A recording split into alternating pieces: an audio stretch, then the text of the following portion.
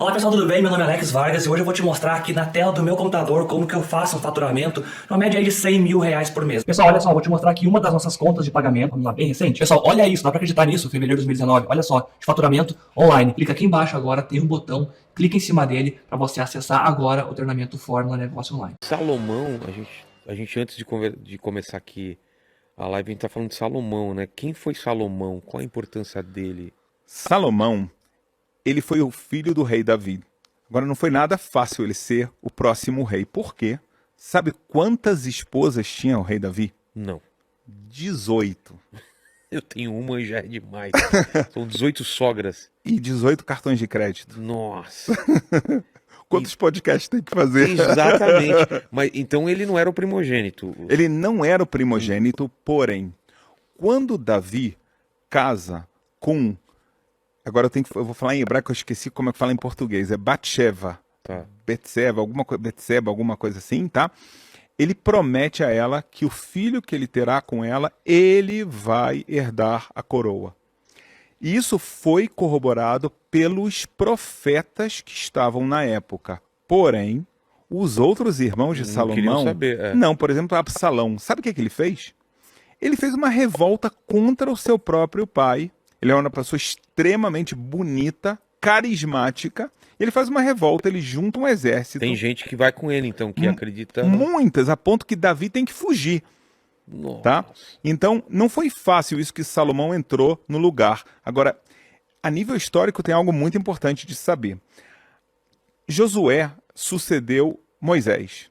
E quem veio? Quem foi o rei depois de Josué? Não teve. Você acertou. Não teve? Não teve. Foi o período dos juízes, centenas de anos, que eram juízes. O que significa isso? Significa que você não tem um rei, que é um poder centralizador. Você tem um exército de todo o povo que está seguindo as mesmas normas. Que aceita. Exatamente. Então aqui você tem uma solução, tá, para a hora do Tipo sufoco. Um conselho de... Na verdade era um... Ah, era só um juiz? Era um que ele era escolhido, muitas vezes por Deus, por exemplo, Gedeão. Foi escolhido por Deus, Deus manda, avisa o povo, olha, ele é a pessoa que agora vai comandar vocês. Mas por que não tinha o status de rei? Porque ele não era coroado como rei. Existe uma coroação e o rei tem direitos e deveres. Ah, tá. O juiz não. O juiz, ele aparecia quando o povo de Israel estava no sufoco. E aí, quando terminava essa época, ou ele morria, então ficava sem ninguém. Putz. Então era cada tribo se defendendo, fazendo o que queria, e nem sempre deu certo. Então, depois desse período, o povo chega um momento que eles estão numa situação tão ruim que eles chegam para o profeta Samuel e falam, nós precisamos de um rei. Então, depois de centenas de anos, foi coroado Saul. Ele começou a estabilizar. Faleceu, entrou Davi. Quando Davi chegou, então ele conseguiu levar o império de Israel para outro nível. E aí Salomão já pegou um império estabelecido e levou ele muito mais para cima. Então por isso você vê muita riqueza e etc. E Salomão, você vê que ele era a pessoa escolhida também, uma pessoa sábia. Sabedoria de Salomão, é muito falado isso. E não é à toa. Tá? Você vê pelas escrituras dele, por exemplo, o livro de Eclesiastes foi ele, Cântico dos Cânticos foi ele que escreveu. A gente pode falar do livro de Provérbios também. Então você vê uma sabedoria muito grande, você vê que ele foi escolhido por Deus, ele é aquele que constrói o primeiro templo, ou seja, ele faz essa vontade de Deus, ele gasta o dinheiro dele, do reinado para fazer isso, ele faz questão que o templo seja mais bonito que o seu palácio. É uma pessoa muito, muito, muito especial. E quem que sucede ele? O filho dele, e aí a gente começa uma guerra civil. Tá? O filho dele foi mal aconselhado por conselheiros jovens. Os conselheiros mais antigos eram bons. Sei. Mas ele fala, vamos aumentar os impostos. Parece hoje, não é verdade? Qualquer semelhança né, não é mera coincidência. O povo não curtiu muito. Não curtiu, e aí houve uma dissidência que veio Jeroboão e falou, olha, não vai ser assim não. E aí foi algo muito triste que o reinado de Israel, um reinado que vinha desde Josué até esse momento, é dividido em dois, guerra civil. Na verdade não foi uma guerra civil, mas foi uma divisão. Então agora eu tenho o reinado de Judá com 3 tribos e o reinado de Israel, muito maior, que era de Jeroboão. Ah, ficou maior o dele. Muito maior, muito maior. O povo se revoltou, é interessante, né?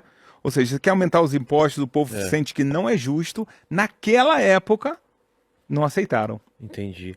E Salomão, aí eu não sei se é apócrifo ou que base tem isso, mas dizem que ele fez contato com demônios, tentou submeter os demônios às vontades dele. O que tem de verdade nisso? Tem muita verdade, mas tem que ser lido corretamente das fontes corretas. Isso aqui é uma coisa, Rogério, que tem que levar com muito cuidado, tá? Tá. Porque você vê muitas pessoas inventando. É clavícula de Salomão? Cara, você vai ver anel de Salomão, clavícula de Salomão, você vai ver um monte de coisas. Os textos que a gente tem com fonte fidedigna, o mais de todos é o Talmud, tá? E lá você tem a história. Talmud o que é? O Talmud é algo muito importante de saber. O Talmud ele possui toda a tradição oral que Deus deu para Moisés. Vou te explicar isso melhor para todo mundo aqui, tá? Uma coisa que eu acho que é muito importante, muitas pessoas não entendem isso. Tá.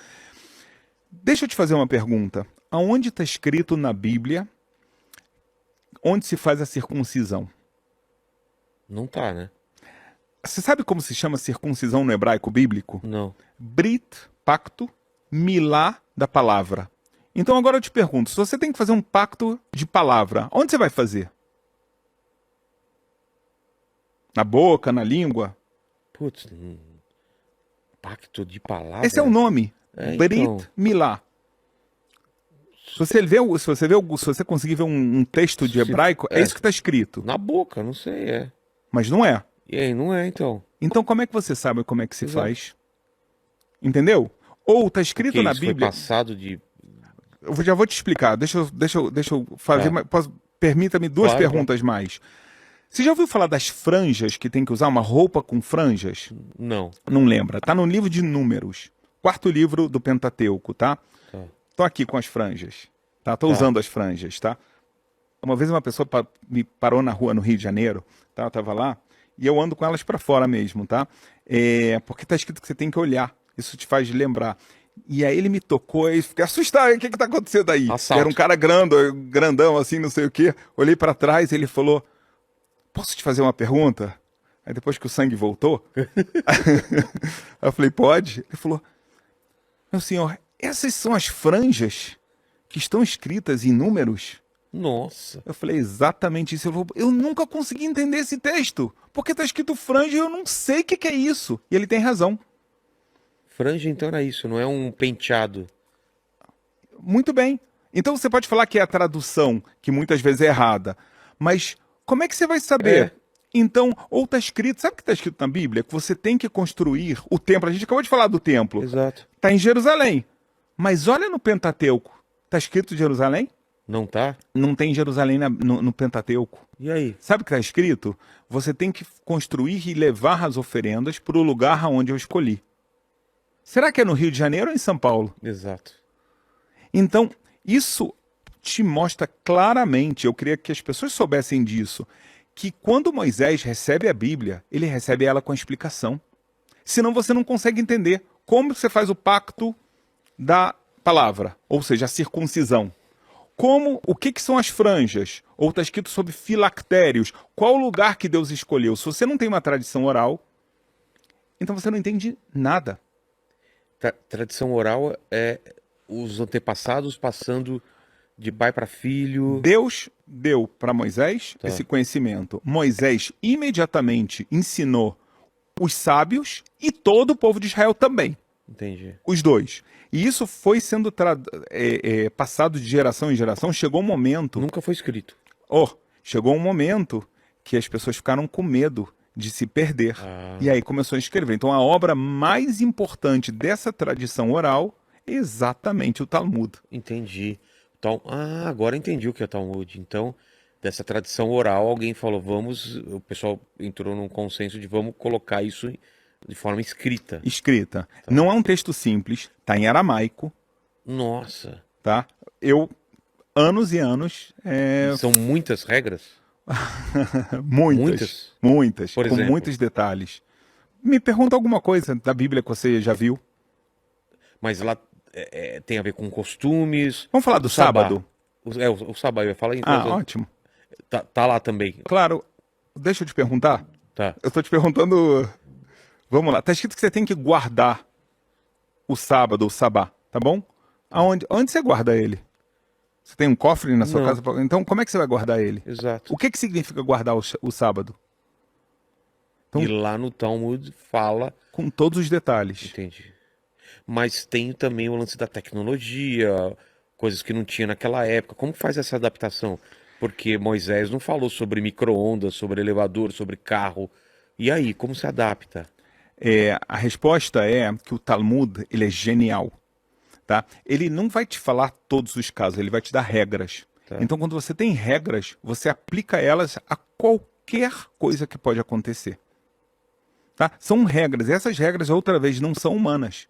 Foi o que Deus transmitiu a Moisés no Monte Sinai. Quando a gente conta como uma anedota, que Deus falou a Moisés, eu tenho algo incrível para te dar. Aí Moisés pergunta, quanto custa, Deus? Aí Deus fala, é de graça. Ele fala, então dá 2. Entendi. Então ele deu uma Bíblia escrita e uma Bíblia oral, a tradição oral.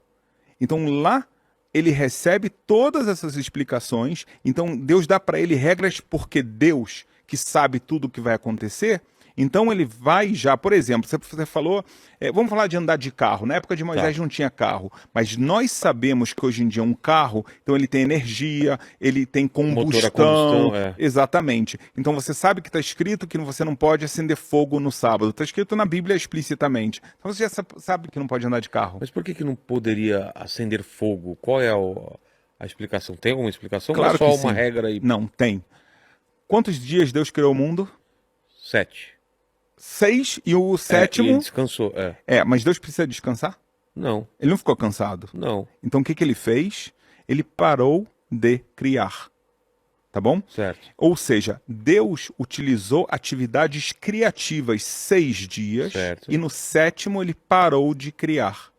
Então, quais são as atividades criativas? Aí a gente aprende na tradição oral. Tem 39. E uma delas está escrita explícita na Bíblia, que é não acender fogo. Isso é considerado uma atividade criativa, não é um trabalho. O tema aqui não é cansaço. São trabalhos criativos. Então, cozinhar é um trabalho criativo. Acender fogo a gente acabou de falar. E tem uma série de outras regras assim. Entendi. Ah, mas a gente começou a falar tudo isso por causa do Salomão e os Verdade, demônios. eu te enrolei, né? Não, mas eu não sei onde a gente se perdeu. Eu vou mas- te falar, eu mas sei. voltando. Tá. Eu sei. Tudo que eu queria falar que a gente no Talmud tem essa história. Entendi. Então, Ah, tem essa história? tem essa história. O Talmud contém, até posso falar qual o tratado que parece que não tem nada a ver, tá? Mas é por associação, um tratado que fala de divórcios, tá? Então lá conta a história que Salomão aprisionou o chamado chefe dos demônios. Mas ele não aprisionou ele à toa, não é porque ele queria ter um cavalo e subir em cima do cavalo, e sim porque ele tinha um segredo de um animal que era necessário para a construção, do grande templo. Um animal chamado Shamir. Você pode ver no nosso canal, a gente tem um vídeo no Contraste, que a gente fala sobre os animais bíblicos. Por exemplo, tem o Leviatã. Leviatã é uma besta do mar, assim, alguma coisa assim? E ele tem um significado metafórico assim fantástico. Então, um desses animais se chamava Shamir. Qual era a propriedade dele? Ele era capaz de esculpir uma pedra muito melhor do que qualquer instrumento, né? Seria como uma coisa de diamante hoje em dia, que você corta Um qualquer... demônio que faria? Não, então ele sabia onde tinha Ah, tá. isso. Então, Salomão foi e falou, olha, chegou a hora de você me revelar, porque ele não queria revelar, então ele aprisionou ele. E aí vem toda a história de Salomão aprisionando esse demônio chamado Ashmadai e toda a história que se conta sobre isso. Então, mas não foi, ou seja, foi com um objetivo sagrado Entendi. que ele fez isso. Não foram 72 demônios, então? Então existe também a história principal é Ashmadai. Esse Sim. é o principal. Só que ele não é o único demônio. Acho que a gente tem que dar uma explicação pro pessoal aqui. É, O que é demônio? exato. Não é Lúcifer. que é Lúcifer? O anjo caído. Mas existe anjo caído? Depende da tradição. Vamos deixar isso aqui, tá? Porque também não é uma coisa clara. O que é demônio? O que é demônio? Deus, na Bíblia, você vê anjos, verdade? Certo. Por exemplo, o livro de Daniel fala claramente que está lá Miguel, tem o anjo Arcanjos, Gabriel. querubins. Exatamente. Então a gente tem... Tem uma hierarquia. São 10, só para você saber. Tá? Ah, é? Tem uma hierarquia de 10 tipos de anjos que eles têm missões. Eles são enviados por Deus sem livre-arbítrio. Eles não têm livre-arbítrio? Sabe por quê?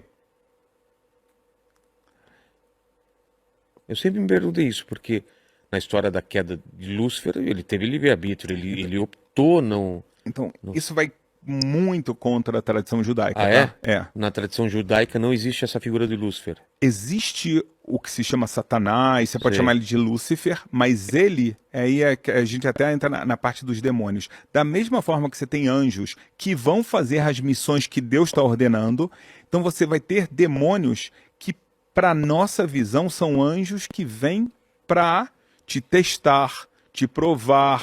São missões, vamos falar para a gente, negativas. Então, vão ter também categorias e hierarquias de demônios. Entendi. Lúcifer, Satanás, ele é um demônio criado por Deus. Uma das missões dele é chamado de anjo da morte. Tá? Mas ele, você vê no livro de Jó, quando aparece Satanás, e ele fala, Deus fala, olha, viu aqui um servo meu, olha como ele é perfeito, maravilha. Tira dele tal coisa. E aí Deus fala, olha, eu vou te permitir, mas você não pode fazer mais do que isso. Se ele fosse um anjo caído que pode se rebelar, por que ele tem que ouvir Deus? E isso passa 2 vezes no livro de Jó. Ele é obrigado a fazer o que Deus ordena a ele.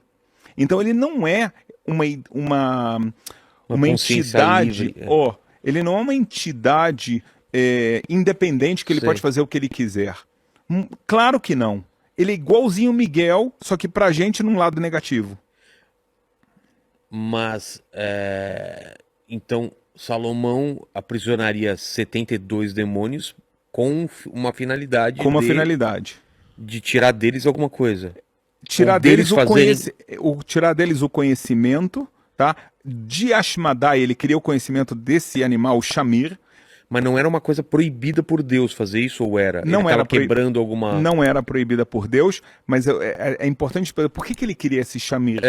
Porque na Bíblia está escrito que quando você fizer, por exemplo, o meu altar de sacrifícios, você não pode cortar a pedra com metal. Então você vai cortar como? E ainda mais naquela época. Hoje ia ser difícil, hoje talvez você vai usar laser, tá? Mas naquela época, o que você ia usar? Então eles tinham uma tradição que existia esse Shamir. E aí ele começou a pesquisar quem tem o Shamir, quem aprisionou ele, quem consegue chegar a esse animal que a gente nunca viu. E ele chegou ao conhecimento com a sabedoria dele, que era Ashmedai. Então Então quando ele tem essa batalha com os demônios, é uma batalha espiritual de fazer a vontade de Deus, de lutar para conseguir fazer a vontade de Deus. Mas ele não chega a ser corrompido pelos demônios. Você está me botando aqui em coisas aqui que eu não pensei. O Talmud conta que chega um momento que ele aceita ser desafiado por Ashmedai. E Ashmedai, por um tempo, vence ele e se faz passar por ele. E aí vem muito essa noção de que Salomão fez idolatria, fez coisas erradas, enquanto, de acordo com a tradição oral, foi isso que aconteceu. Entendi. Nossa, eu não sabia dessa versão, não.